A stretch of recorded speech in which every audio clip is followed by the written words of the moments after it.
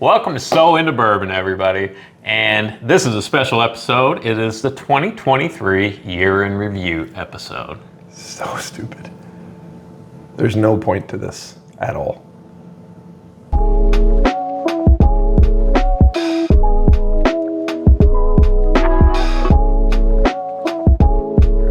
There's no point to recapping. Charlie. I don't care. What do you mean there's no point There's in recapping? no point. Everyone does it. No. Everyone Who evaluates. is everyone? Everyone. Do you think they want to watch us review the stuff that we just reviewed? Yes, that's exactly what they want to watch. So they watch the review. Do you see, do you watch any of the other bourbon YouTube channels? We're back. I mean, that's what gets views. I think we're back. I'm sorry. All right. So like I said, this is the 2023 Year in Review episode. One of us is really excited about this. The other one has already done not this so much. So we have a spirited argument, a spirited disagreement that this is what you have to do at the end of the year, right? You have to take stock of what you've drank and what was great. That's what people want. That's what the people want, Charlie. But I don't know if that's what the people want, or is this just what people do for clicks? Because if we've already reviewed it and we said it was great, did it somehow get worse at the end of the year? Well, Charlie, it's because not everyone watches every episode. Well, shame on them. Most people who watch our episodes just happen to see one episode. But we make hard-hitting content for the bourbon lover. And you have to, Charlie. We want the views, right? The views, Charlie, the views. What if we drank 100 bourbons in one sitting? Would that get views? Ooh. Is that a shot? Well, Are you taking a shot at one Frederick Minnick? So you brought it up. And no, we're not taking a shot. We're not taking a shot at Fred. But we love you, Fred. We do love you, Fred. Fred kind of started this whole thing. Not our thing, but the whole thing. This whole misnomer, and I'm calling it a misnomer, of we should have a year-end thing where we rank everything, and it really takes, how do you rank? Here, and I just came to this thought, and we've been arguing about this all day, and some of this is for camera and some of it is not. I don't want to do this because I think it's pointless, but if you enjoy bourbon for what it is, which is you're taking an alcohol, a controlled substance, and you put it in some wood and it becomes something magical. I would call that more art than product. Science? Art than science? Yeah, how do you rank art? That would be like somebody being like, the best painting of all time is the Mona Lisa. This is all subjective. It is subjective, and I don't disagree with you there. So we can talk about whatever we want to talk about and great things that we had, but the year in review and ranking things is somewhat dumb. Which is why we're doing a year in review. I don't think doing a year in review is dumb. I think it's great.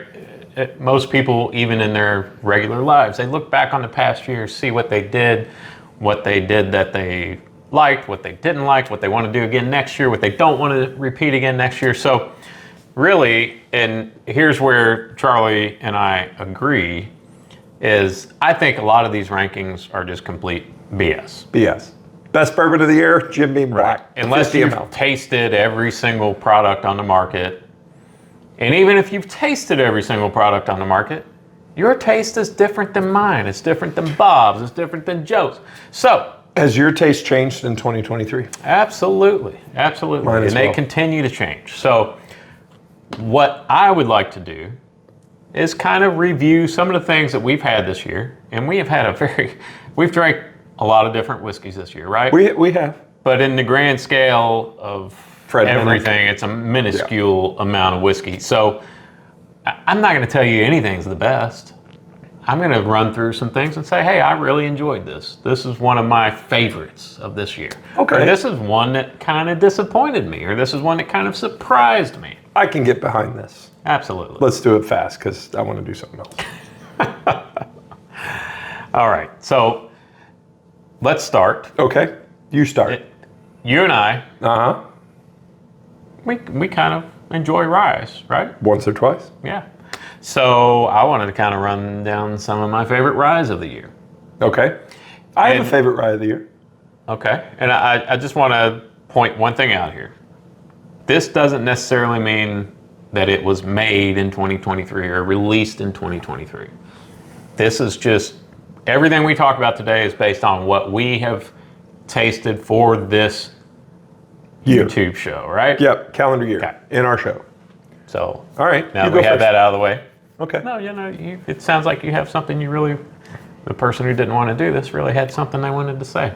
No, I do have a favorite rye. Go for it. Well, I don't have it with Give the me. people what. Where's yours? Yours is this, right? That's one of my favorites. I don't really have a one particular favorite. But you really enjoyed the Hemingway, This is right? one I really enjoyed. Yeah, and you should go back and watch this episode. Beautiful presentation. It is a beautiful bottle. Yes, Hemingway Rye, episode 1, not episode 1, first edition. It's got all the cool card. stuff with it. Came in a cool box. It looks like a book. All cool stuff, but ultimately just a really good whiskey. Really good rye. Mine was, and I have to move. I think it's back here somewhere. This is where I talk about stuff so that you don't get bored. This was one of mine. Railroad Rye. Charlie, I want you to look at my list here. Hey, it's on there. Yep. Yeah, along with Hard Truth Sweet Mash Rye, which is also back there if I would have known that. Yes, I drank that bottle, so I wanted to bring it tonight. Well, and the Hard Truth Sweet Mash Rye and the caramel malt, which was both excellent. Yeah, but so I will tell you this too. I was lucky enough this year to go to the Brush Creek Distillery in Saratoga, Wyoming. He's gonna break something, and the Railroad Rye has been one of my favorites. As soon as we opened it, it is so good. These are all three wonderful ryes, and there is some awesome ryes. There are amazing similarities between these two. Do you know what they are? And we don't know where this one comes from, but Indiana Ryes. Indiana Ryes. Yeah, Indiana Ryes. Here's another one. Jack Daniels. Jack Daniels single barrel proof rye. Yeah. Excellent. Yep. And another one I'm going to throw in here is the Jack Daniels Bonded Rye. Bonded Rye. Yeah. Which I have that in another category as well. So we'll talk about that a little bit later. That guy right there. Yeah, it was a great year for ryes. And if you're a rye drinker, there are a lot of great rye offerings and barrel proof ryes and twice barreled ryes and finished ryes. But yeah, if I had to have a favorite rye of the year, I think it would be the Railroad Rye. It's so unique and has this candied apple, caramel apple kind of to it, Granny Smith apple, and I love it very much. You know, I feel like I need to taste it again. It's been so long. Charlie begrudgingly hands me the bottle. Pour. Don't All right, worry, Charlie. I won't drink a lot of it. What's our next category that you want to touch on? For our next category, Charlie, let's talk about our favorite budget bourbons that we've had this year. We've had quite a few. We've done quite a few episodes on budget-friendly bourbons, and I would say mine, the one I go to more often than not, and it was, I would say it would be close because we just did an episode at Thanksgiving with, I told you, just did an episode at Thanksgiving about can a shelfer save Thanksgiving, and you bought an Elijah Craig, and I bought a Wild Turkey 101, Yep. and I was blown away at how much I enjoyed that Elijah Craig. But I do love Wild Turkey 101. So my best budget $30 bottle is Wild Turkey 101. I can't disagree with that. Okay. Next category. So I didn't want to pick one of. I wanted to pick something maybe a little bit newer, Okay. a little fresher to the scene. So one of my favorite budget virgins Budget virgin. was this Penelope Architect. Yeah, and I really liked that bottle too. That was a really good bottle. Yeah, and it's kind of borderline budget. It's in the $50 to $60 range, I believe. So Oh, I'll count it. It's pretty readily available, and you can find it. And we just posted an episode of Penelope Barrel Strength. just a very good overall It really is. drinker. Another one that truly is a budget bourbon, newer, Redwood Empire Pipe Dream. Yep. That was a good one too. On that. That bottle's empty. That's gone, so I can't pull it out here and show it to you. Redwood, send us another. That's another good one.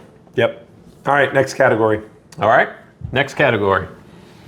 Charlie hates this, so he's trying to move through it quickly. All the information on the internet, we have a YouTube channel that categorizes all of this. He's so Never grumpy. Never look back. Always Grumpy. forward. Grumpy Charlie. Grumpy Chuck. Next category. All right, favorite daily drinkers. Now this is irrespective of price, so it doesn't have to be budget. It could be, $100 bottle if it's something that you just go to on a regular basis. Heaven Hill 6-year bottled in bond. I knew you were going to say that. I'll be honest, I don't really know how to answer that because I have so many bottles open. I don't know if I have. What is the category again? Favorite, just your daily drinker. Something that you're not.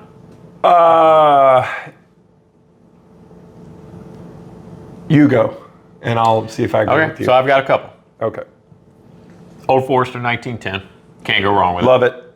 That's a great answer. $50 to $60 bottle. Yep. It's just fantastic for the price. Yep. Wild Turkey Kentucky Spirit. That's a good one. I discovered just this year. I know my answer. Okay, go for it. Jack Daniel's Triple Mash. Okay. Jack Daniel's Triple Mash is that's mine. You should have told me to bring that one. I would have brought it. I didn't want to do this at all. So, but no, Jack Daniel's Triple Mash is, if you haven't had it, so 1910, Kentucky Spirit, both excellent. Not disagreeing. I would drink both of those exclusively if I had to. But the Jack readily available. And readily available. Mm-hmm. Jack Daniel's Triple Mash, about $40. Mm-hmm. I love the uniqueness. It is sweet and savory and bottled in bond. I love the Jack Daniel's Triple Mash. There's just something in that flavor profile because it is, and we did an episode about this, obviously, a blend of all their mash bills. It's excellent. That would be mine. I won't disagree. It's good. I don't know that I would put it in my daily drinker category. And my third one, and people are gonna laugh at this, but Eagle Rare. If you can find it at $32 a bottle, yeah, that's the epitome to me of a daily drinker. If you can get it for $32, that's a bougie pick there. It is, like which is weird because that's one that I used to not really care for too much. It's amazing how your taste changed because I remember when we did that episode having the same thing, like, it's okay. Mm-hmm. But that's when it was everywhere, right? Like, do you remember going into the liquor stores and they would have the Eagle Rare in all three sizes? The 175s, the 750s, and the 375s, and you're just, Eagle Rare, 10-year age statement. Now it's like, I'll kill you for a bottle of Eagle Rare. Okay. Next category. So let's do, what do we want to do? How about surprise bottles? Or is there any bottle that really surprised you this year that you thought, that's going to suck, or it's not going to be so great, or didn't really have any expectations for, and it kind of... Yes. I have one specific one, and we haven't even posted this episode yet, but the George Dickel 17-year reserve is an unbelievable bottle of bourbon. I would agree, and speaking of that, I had the George Dickel 15-year on my list as one of my surprise bottles because I expected the single not barrel. to care for it. And I'm not saying it's the greatest bottle of bourbon, but it was pretty good. Surprising. For $50. We're talking surprising. Yeah. This was more than $50, but Here's another one. Heaven's Door single barrel. Now this is a store pick from Belmont Beverage in Fort Wayne, Indiana. It's a cask strength. Picked it up for about $60, I believe. We did a review on it. We liked it.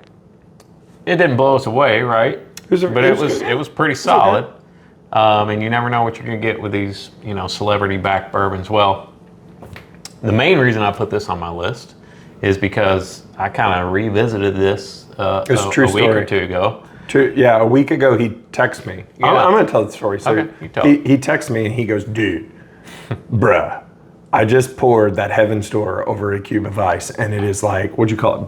Butterscotch? What was it? Toffee. It's Score candy bar. Score candy bar, which apparently in the 40s was a thing. Hey, Mac, got any Score candy bar? If you like toffee, pour this over. And once again, you may get a different experience. It's a single barrel. Well, so we're not going to kill this bottle because I actually purchased another Heaven Store single barrel, and we're going to do a side-by-side comparison because I love comparing single barrels. So, but yes, I like that one. Surprising bottles. Man, I don't know. I'm trying to think of things that we've reviewed that I was really surprised by. What about that? Was one too. This one. Yep. Yeah, that was. I was most surprised with that one because of how cheap you got the bottle. Yeah, this is Blue Run High Rye Batch 2, and yes, take into account I got it for $50, which is about half of what it retails for. But that's a really good bottle. Great bottle. Yeah, really good bottle. Yeah, and this is, if there is something. We all get into the hobby for different reasons. My favorite thing now is to be surprised and to be rewarded for, your purchase. May I suggest a bottle that I think maybe you aren't thinking about that was a surprise? It's that bottle of random stuff. Yeah, sure. Go ahead. Oh, yes. Gimmicky. The gimmickiest thing there is. If you bottle it, they will buy it. This is the Field of Dreams bourbon made of Field of Dreams corn. It's an awesome story.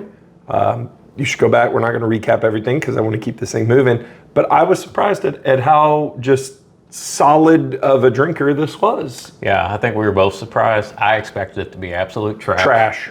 And it was pretty damn It was absolutely a drinkable bottle of bourbon. Yeah, that was surprising. That's very good. I'm glad I could help you. Yeah, I like this kind of turning around and looking and seeing what we got back there. This is working real well. Next category. Get out of here. Next category. And this is favorite finished whiskeys. Oh, that's pretty easy. And that can be a bourbon or a rye or that's whatever. Pretty easy. Mine, and we've done quite a few. Mine is this one. Starlight's. So Starlight is our home distillery, if we had such a thing. They don't know that, but they are. We live very close to it.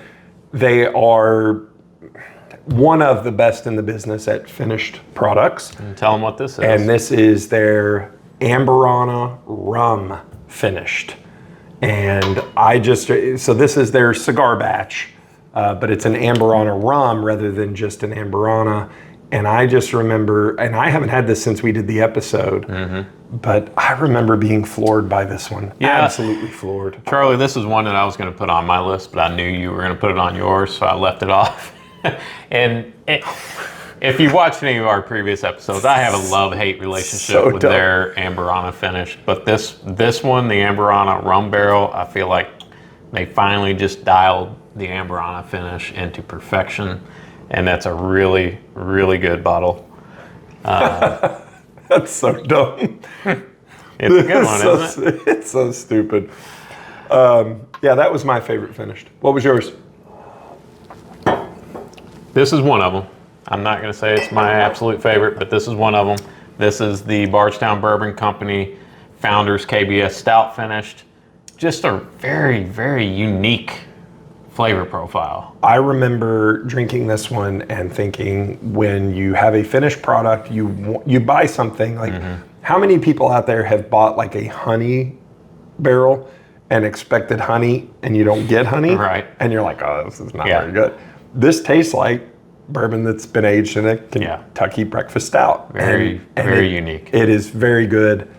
I would agree with you. That was a good one. I enjoyed that one. That bottle makes me happy. Yeah.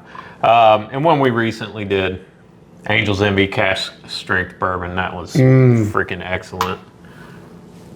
The 2023 Angel's Envy Cask Strength is one of their best offerings that they've had in the 12 years of doing it. Maybe in contention for my favorite thing we've drank all year. The last of my favorite finished whiskeys is also one we've already shown here today. It's the Hemingway First Edition Rye. Very unique. It's a new product. What's that finished in? Oloroso. That's right. Sherry. It was rum casks that were Oloroso sherry casks. I remember that. Blah, blah, blah. Yeah. Yeah. You can look it up. Forgotten that. Yeah, you can watch the episode and subscribe. A lot of accolades this year. Next category. How about your favorite overall? Just out of everything we've drank this year, no category, just give me some of your favorites. Oh, man. Can I say something? Mm-hmm. Fred Minnick had a quote recently, not recently, last month or so, and you may know where I'm going with this. I know exactly where you're going with it. Where Fred said he drank 900 whiskeys this year, and all of them were bad. No, he said that it was a bad year for whiskey. I feel like, and again, we're idiots, I feel like we drank some really great stuff this year. So with that being said, trying to put like a review, like 5, Right. like the things that stand out to me. The Booker's Kentucky Tea, I thought was pure classic bourbon deliciousness. I've already mentioned this one, and review is coming on that. This is another one, the Baker's 13. This one's definitely on my list. Was excellent. The Jack Daniel's 12-year, the Jack Daniel's 10-year, the Jack Daniel's triple mash, the Jack Daniel's Pretty much twice everything barrel rye, Jack Daniel's Jack made this Daniel's, year, yeah. other than the regular plain old number 7, right? We had some really, really good stuff, and it's really hard to put a finger on like, oh, my favorite thing that I drank this year, because at my heart, I like something that's utilitarian. I don't know what he's doing. So, like Jack Daniel's triple mash comes to mind. What you got there? I was looking for the Elijah Craig Barrel Proof A123, but I have the C923 here, which is on a lot of people's list. And don't get me wrong, that's a fantastic bottle. The A123 is back there. I Do it. I'll back you up. I think, for my taste, the A123 is better because it just doesn't drink quite as hot as the C923, and that's just my preference. I would agree with Glenn that after revisiting, and you can see we've drank quite a bit of the C923, I think the C923 is just a little hot, and the A123 maybe a little bit better. Both excellent, and don't get me wrong, Oh, yeah. tons of flavor in that bottle. Never had a bad Can't go wrong. Elijah Craig Barrel Proof. Another bottle that we were not fortunate enough to get a bottle of, but I was able to try at a restaurant, the Maker's Mark Cellar Aged. That was pretty excellent. Couldn't have brought I me wish in. I had a bottle so that I could try it again in a different setting. Couldn't have brought me a bottle home. Whatever. I wish I wasn't going to pay. Okay, so that's one of those bottles. I don't like paying over retail for anything. I will pay over retail for something that's really good or I really want it, but not way over retail. If it retails for 100 and they have it for 150, why not? Right. If it retails for 150, like Maker's Mark Cellar Aged, and you walk into a local liquor store and they have a case in the office and he wants $1,000 a bottle for it, F you. Yeah, you're not going to do that. And that tends, and it's not fair to Maker's Mark, but it kind of turns me off to the product altogether. So, we'll move on. Thank God. Now, Charlie, let's talk about bottles that disappointed us. Knob Creek 18 year. He didn't even let me build up to it. That's the only one that I can think of. Listen, I'm not saying this is a bad bottle of bourbon, but when you pay the price that they were asking for this bottle, and it's a hyper-aged bourbon like this is, it better freaking blow you away, right? It better be good. It better be good. You know what this was? This was Just meh. Yeah, don't be mad. And I have made it very clear to Glenn and everyone that I don't enjoy Knob Creek. And that's just because it's outside of my flavor profile. I wanted to like this because Glenn spent his hard-earned money on it. It just wasn't, it was just okay. I didn't hate it. I wish I would have hated it. I wish I would have been like, oh my gosh, it's terrible. At least then I would have felt some sort of way about it. I felt it was just... What do they say? What's worse than hate is apathy, right? You're neither cold nor warm. Now, I will say there is a cherry note in this that I like, but it's not enough to. It's not enough to save it. I love Knob Creek. I really wanted to love this. Didn't. Disappointment. There's a couple more bottles I'm going to list here. Charlie's uncomfortable with this part. He didn't want to. I don't want to talk about disappointing. I'm not pooing on anybody. I'm not even saying they're bad bottles. I'm just saying, for my expectations, I was disappointed. Another one that comes to mind is the Lux Road Double Single Barrel. Oh, yes. Okay. Wasn't a bad bottle. And honestly, I didn't really know what to expect, but for the price. Well, let's talk about that one really quickly. The first Lux Row, it was a 12-year, right? The very first one? I believe so, yes. And then this one is like a 4-year double-barreled. Yeah. And it just, it looked the same as the first one, which was unbelievable. And then you kind of repackage, and it wasn't bait and switch, but it wasn't, yes, that was disappointing. Yeah. Yes. 100%. Another one, and this is one that I had zero reference point with. It's something that I had seen on social media, and I was like, oh, I really want to try that. And I had such high hopes for it. And that was the Broken Barrel Cask Strength. And that's the only thing I've ever tried from Broken Barrel, so I don't want to disparage them, but I was very disappointed with that one. Any thoughts on that one, Charlie? I think I've made them very clear. And another one last one. I know we're going long, but the Blood Oath Pack 9. Once again, not a bad bottle, just not what I expected with all the hype. Yeah, okay. And I see that on a lot of people's lists as one of their favorites. So, who am I? So I recently revisited that one. I feel the way I feel about the Knob Creek, somewhat apathetic. So I would, it's not bad. It's fine. I'm sure there's a lot of people that love it, but yeah. So next category. Let's talk about distilleries. Okay. What do you want to know? And once again, we have a very small point of reference here. We haven't tried everything from every craft distillery, right? Not every craft, unless you want to send us stuff and then we'll try it. So let's talk about craft distilleries. Okay. Distillery, your favorite craft distillery of this year? Well, and we kind of mentioned it. Starlight has a special place in our heart. They put out some really good stuff. It's very family friendly. They have excellent food. And it's very close. Craft distilleries, I love a craft distillery. And West Fork was another one that I went to this year. I loved them. I wish I got to spend more time there. I had a great time at West Fork. And Brush Creek Distillery in Saratoga, Wyoming. Awesome place. If you want to be the only person in 10 square miles, which I am a big fan of. But I love all craft distilleries. All good selections. Yeah. Love Starlight, just like you do. Another one that's not too far from us is French Lick. They're doing some great things. Oh, yes. I have not tried enough of their stuff yet to really rank them. So I'm going to go with Hard Truth because Starlight's too easy. Yep, Starlight is easy. I'm going with Hard Truth. I do agree with Hard Truth. Totally unprompted. Gosh dang it.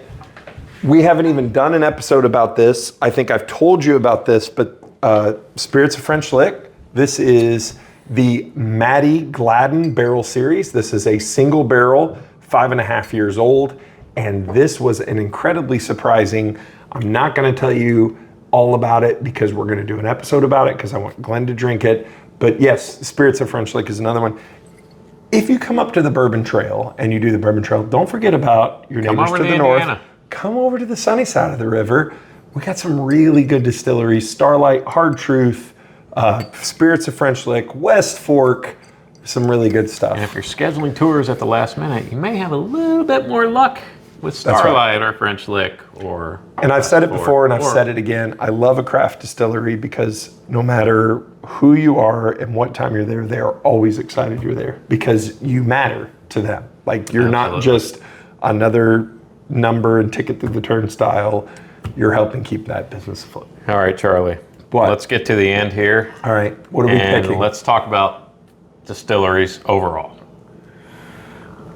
Our favorite distillery of the year. And I have a feeling we may be in agreement on this one. I don't know. And I have a feeling it's going to be a little bit controversial. Jack Daniels. It's Jack Daniels. It's Jack Daniels. It is Jack Daniels.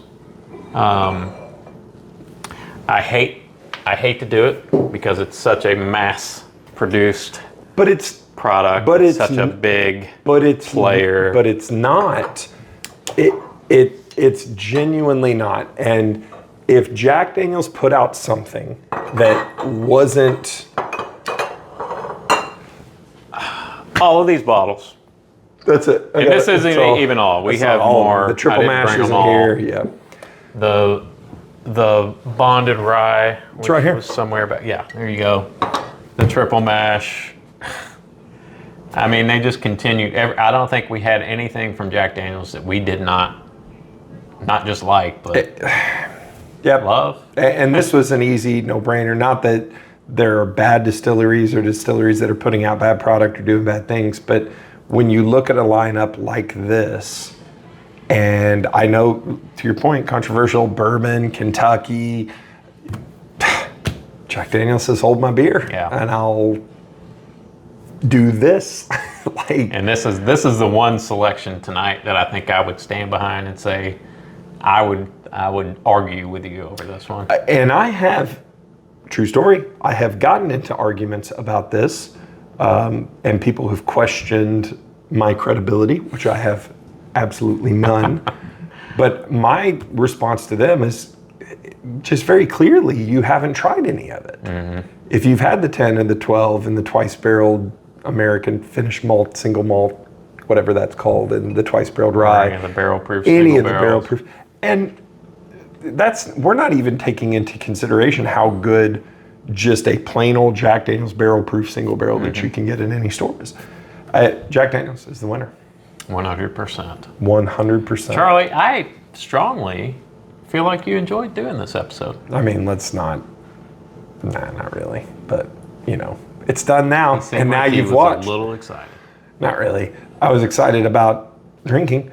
You watching, if you watched, hit the subscribe button. Make sure to follow us on YouTube. Do that, and also comment and let us know what you agree with, what you disagree with. Let us know what we left out, something that we didn't try or didn't rank that you really love. Let us know. Or if there's a craft distillery that we really need to check out, I am always looking forward to craft distilleries. And as always, as we wrap up 2023 and head into 2024, we're excited to do so much more for you. We have a lot of fun stuff coming. Absolutely. But don't forget, keep your wallets loose. And your bungholes tight. Good night, everybody. Peace out.